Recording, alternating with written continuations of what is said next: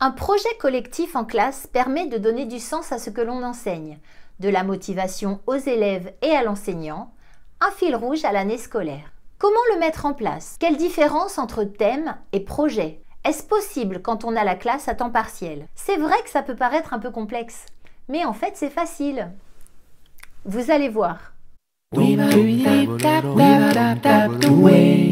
Cette semaine, vous avez travaillé sur l'alternance jour-nuit, les formes géométriques, le compte des origines, les différents états de la matière, autour d'un album, le A avec accent A sans accent, et vous n'en voyez pas le sens. C'est vrai, à quoi ça sert? En fait, ce sont des leçons purement scolaires et personne ne fait le lien avec la vraie vie.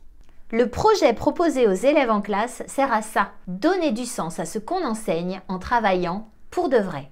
Il permet de planifier les enseignements prévus dans notre progression en donnant aux élèves un rôle essentiel, avec entre autres problèmes à résoudre, coopération, prise d'initiative, créativité et inventivité, valorisation, fierté, confiance et apprentissage à plus long terme. Il aboutit à un produit fini destiné à un public ciblé à l'avance. Un autre élève, une autre classe, une autre école, une administration, les parents d'élèves ou même de parfaits inconnus.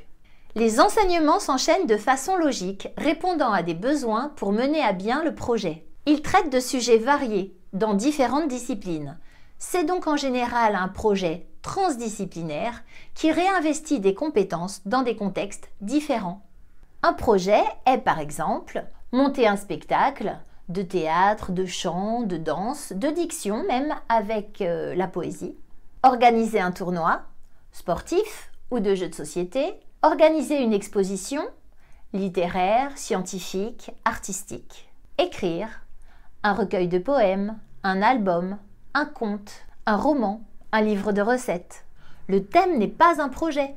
Le thème permet de travailler autour d'un sujet en donnant une culture, sans production finale, sans chronologie entre les enseignements, et il sert parfois juste de prétexte ou de couleur à donner durant une période. Un projet peut être court, quelques semaines, long, une période, très long, une année scolaire. Le projet part d'une proposition de l'enseignant, suffisamment ouverte pour que les élèves se l'approprient et que ce projet devienne le leur. Exemple de proposition, nous avons appris beaucoup de choses sur les pays francophones. Comment pourrions-nous en faire profiter d'autres élèves? J'aimerais bien écrire un roman avec vous cette année. Qu'en pensez-vous? Et si nous participions à ce concours de poésie? Ensuite, il est nécessaire d'élaborer un rétro-planning pour gérer le temps avec les élèves. Par exemple pour un spectacle. À quelle date invite-t-on les parents? À quelle date sera le filage? La dernière répétition? Les essayages? À quelle date envoie-t-on les invitations? Pose-t-on les affiches? Ainsi, chacun peut mesurer l'avancée du projet, se mobiliser lors d'un retard, se détendre lors d'une avance sur le calendrier ou se réjouir quand le contrat temps est respecté. Le projet peut donc commencer.